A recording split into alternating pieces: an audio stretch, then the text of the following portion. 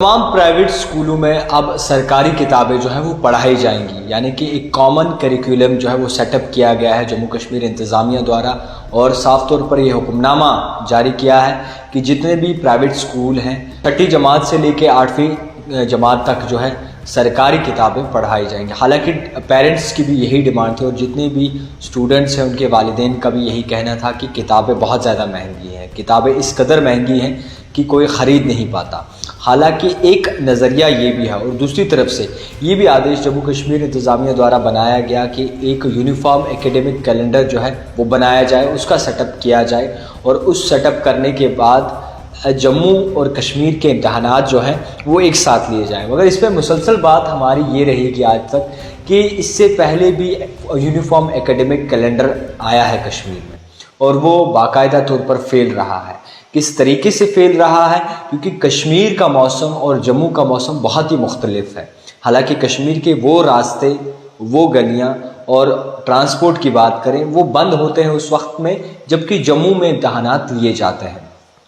جس طریقے سے یونیفارم ایکیڈمک کیلنڈر کی اگر دیکھیں، پوری طریقے سے اس پہ نظر و ساز کریں تو خاص بات یہ سمجھ کے آتی ہے اور یہ نکلتی ہے کہ کہیں نہ کہیں جموں کشمیر انتظامیہ ایک ایکسپیریمنٹ تو کر چکی ہے، اب دوسرا ایکسپیریمنٹ کس طریقے سے کر رہی ہے وہ بات کچھ خاص سمجھ نہیں آئی۔ اس سال صاف طور پر بہت سارے حکم نامے آئے جموں کشمیر انتظامیہ کی جانب سے، پرائیویٹ اسکولوں پہ شکنجہ کسا گیا، مگر کن اسکولوں پہ شکنجہ کسا گیا جو اس لیول کے نہیں ہیں، کیونکہ وہ آرڈر ہمیشہ مان لیتے ہیں، اور جو بڑے بڑے سکولز ہیں، چاہے وہ جتنے بڑے نامور سکول ہوں، مختلف ایسے بڑے بڑے سکولز ہوں جن کے پیچھے بہت بڑے بڑے ہاتھ ہوں یا پھر جو بہت ہی زیادہ فی لیتے ہوں، ان پہ وہ آرڈر کہیں جو ہے امپلیمنٹ ہوتے ہوئے نہیں دکھتے۔ یہ ناکامی ہم انتظامیہ کی سمجھیں، یہ ناکامی ہم اتھارٹیز کی سمجھیں، یہ بات سمجھ نہیں آتی۔ حالانکہ جب ہم نے خود انالائز کیا، جب ہم خود ان سکولز میں گئے جہاں پہ کوئی ایسا پی ایچ ڈی کر کے بچہ ٹیچر لگا ہوتا ہے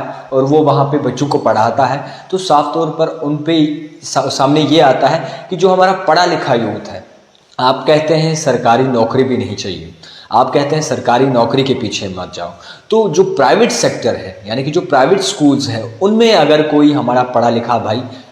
جاب کرتا ہے، یعنی کہ وہاں پہ بچوں کو پڑھاتا ہے، اپنی روزی روٹی کماتا ہے، تو ان کے لیے ہی محض یہ آرڈر کیوں آتے ہیں؟ کیا ہم یہ بھول گئے ہیں کہ جتنے بھی پرائیویٹ سکولز ہیں، جن میں زیادہ تر ایسے پرائیویٹ سکولز ہیں جو کہ اتنے بڑے نامور نہیں ہیں مگر اس میں بچے بہت سارے تعلیم لیتے ہیں، اور بچوں کے ساتھ ساتھ کئی سارے یواؤں کا، کئی سارے نوجوانوں کا،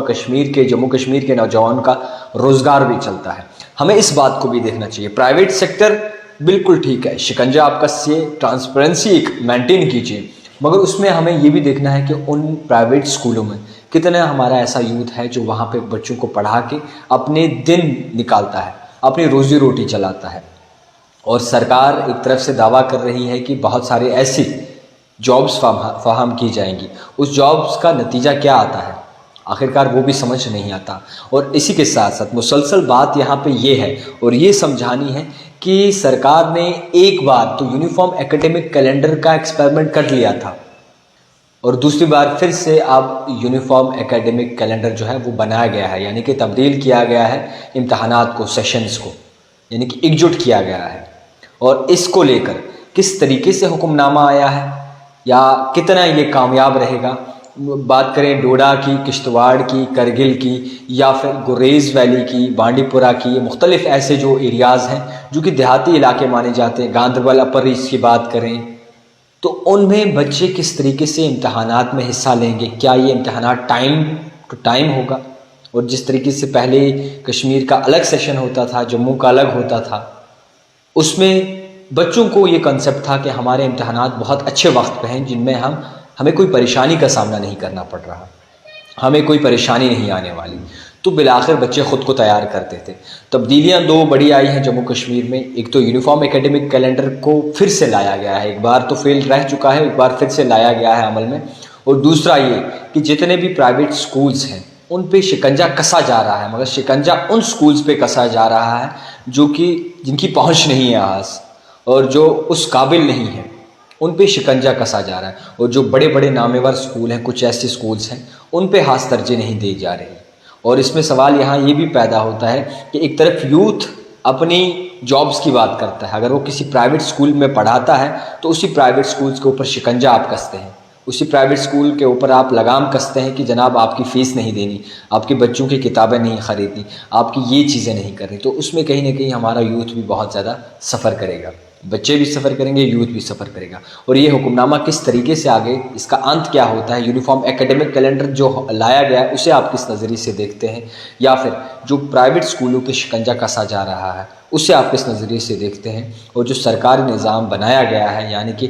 6ویں جماعت سے لے کے 8ویں جماعت تک جو ہے سیم کتابیں پڑھائی جائیں گی، سرکاری کتابیں جو ہے پرائیویٹ سیکٹرز میں بھی پڑھائی جائیں گی، اسے آپ کس نظریے سے دیکھتے ہیں، آپ رائے ضرور رکھیے گا۔ دیکھتے رہیے the type writer Javed Khan کے ساتھ۔